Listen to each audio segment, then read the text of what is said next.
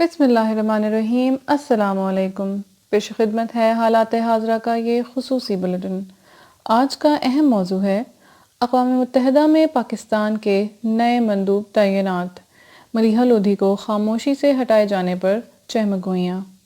اس کے علاوہ بلیٹن میں آج یہ بھی شامل ہے: چین کی کمیونسٹ پارٹی کے 70 سال مکمل، ہانگ کانگ میں احتجاج۔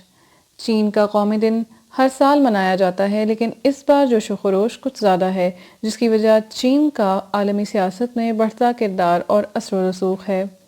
گزشتہ ہفتے اقوام متحدہ کی جنرل اسمبلی میں پاکستان کی حمایت کرنے والے ممالک ملیشیا اور ترکی کا کردار اس ماہ کے آخر میں ہونے والے فائنینشل ایکشن ٹاسک فورس کے اجلاس کے دوران اہم ہوگا۔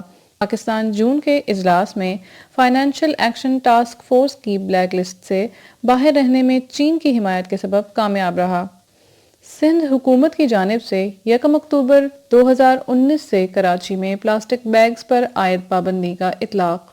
بین الاقوامی اداروں کے مطابق کراچی میں روزانہ بڑی مقدار میں پیدا ہونے والے پلاسٹک بیگز زندگی کو خطرے میں ڈال رہے ہیں۔ بھارت میں حکام نے تصدیق کی ہے کہ رواں سال مونسون بارشوں نے گزشتہ 25 سالہ ریکارڈ توڑ دیے ہیں۔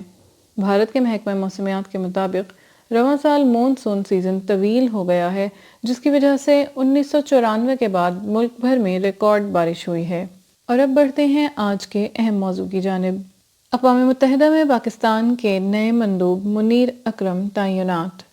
وزیر اعظم عمران خان کے اقوام متحدہ میں خطاب اور دورہ امریکہ سے واپسی کے صرف ایک دن بعد ڈاکٹر ملیحہ لودھی کے عہدے سے سبکدوشی کے اقدام کو بڑا فیصلہ قرار دیا جا رہا ہے، جبکہ عمران خان کے ناقدین کا یہ خیال ہے کہ خارجہ دفتر کے اس فیصلے سے اقوام متحدہ میں حکومت کی ناکام خارجہ پالیسی پر مہر ثبت ہو گئی ہے۔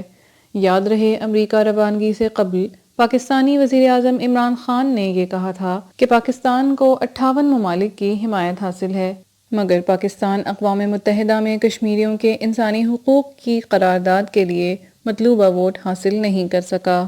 اس کے ساتھ ہی پاکستانی دفتر خارجہ کے بڑے پیمانے پر مختلف ممالک میں تعینات سفیروں کے عہدوں میں بھی رد و بدل کیا گیا ہے۔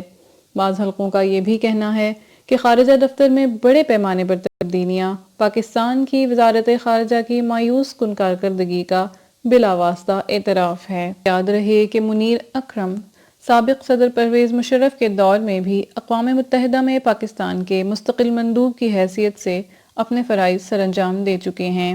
حالات حاضرہ کا یہ خصوصی بلیٹن کرنٹ افیئرز ڈائجسٹ کی ادارتی ٹیم نے تیار کیا ہے۔ اگر آپ کو ہمارا یہ خصوصی بلیٹن پسند آیا ہے تو اپنی قیمتی آراء سے ہمیں ضرور آگاہ کیجیے۔